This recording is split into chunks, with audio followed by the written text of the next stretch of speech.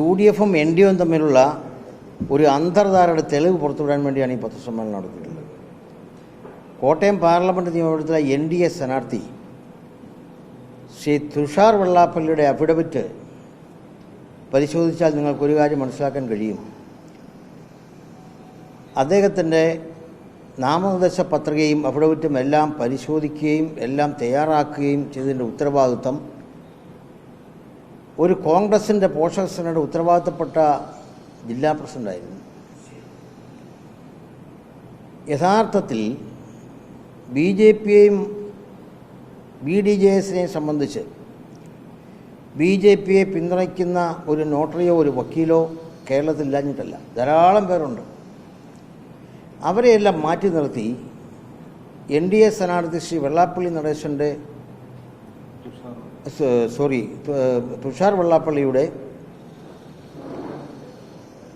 അഫിഡവിറ്റും നാമനിർദ്ദേശ പത്രികയും പരിശോധിക്കുകയും തയ്യാറാക്കുകയും ചെയ്യാൻ ഒരു കോൺഗ്രസ് നേതാവിനെ ഏൽപ്പിച്ചു എന്ന് പറഞ്ഞാൽ നിങ്ങൾ മനസ്സിലാക്കുക അതിൻ്റെ അർത്ഥം എന്താണ്. നിങ്ങൾക്ക് അതിനുള്ള തെളിവ് ഞാൻ നിങ്ങൾക്ക് നൽകുന്നതാണ് ഇതിന് ശേഷം. അതായത് കോൺഗ്രസിൻ്റെ പോഷക സംഘടനയായ ഇന്ത്യൻ ലോയേഴ്സ് കോൺഗ്രസിൻ്റെ സംസ്ഥാന പ്രസിഡന്റ് ശ്രീ ചന്ദ്രശേഖരൻ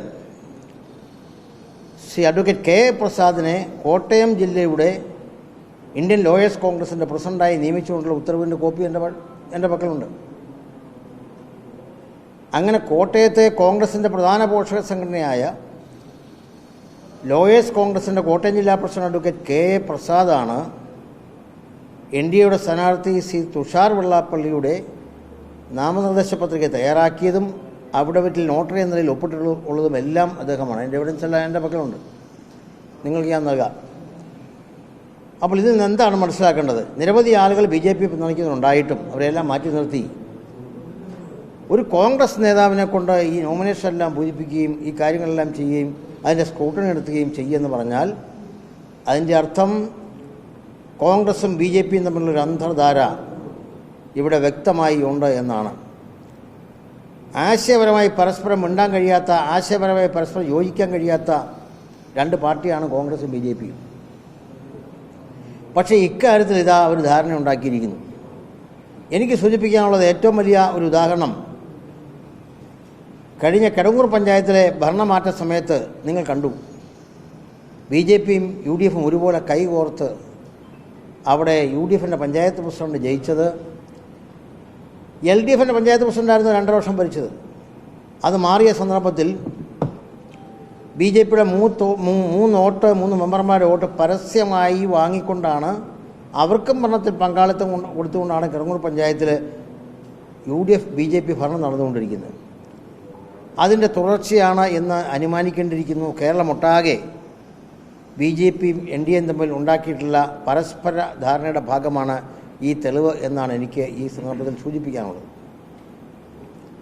ഇത് മനസ്സിലാക്കി ജനങ്ങൾ ഈ കള്ളക്കളി തിരിച്ചറിഞ്ഞ് തെരഞ്ഞെടുപ്പ് കാലത്ത് നടക്കുന്ന ഈ തെറ്റായ അന്തർധാര ഇത് മനസ്സിലാക്കി ജനങ്ങൾ തിരിച്ചറിഞ്ഞ് ഇടതുപക്ഷ ജനാധിപത്യ മുന്നണിയുടെ മുഴുവൻ സ്ഥാനാർത്ഥികളെയും കോട്ടയത്ത് ശ്രീ തോമസ് ചാഴികാടൻ ഉൾപ്പെടെ കേരളത്തിലെ 20 ഇടതുപക്ഷ മുന്നണി സ്ഥാനാർത്ഥികളെയും വിജയിപ്പിക്കണം എന്നാണ് കേരള കോൺഗ്രസ് നിലയിൽ എനിക്ക് അഭ്യർത്ഥിക്കാനുള്ളത്.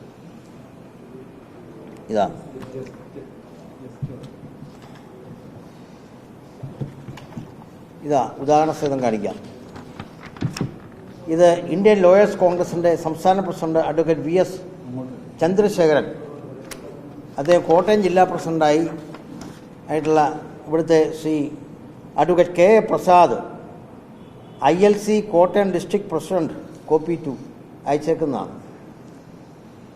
ILCയുടെ സംസ്ഥാന പ്രസിഡന്റ് കോട്ടയം ജില്ലാ പ്രസിഡന്റ് KA പ്രസാദിന് അയച്ചിട്ടുള്ള കത്താണിത്.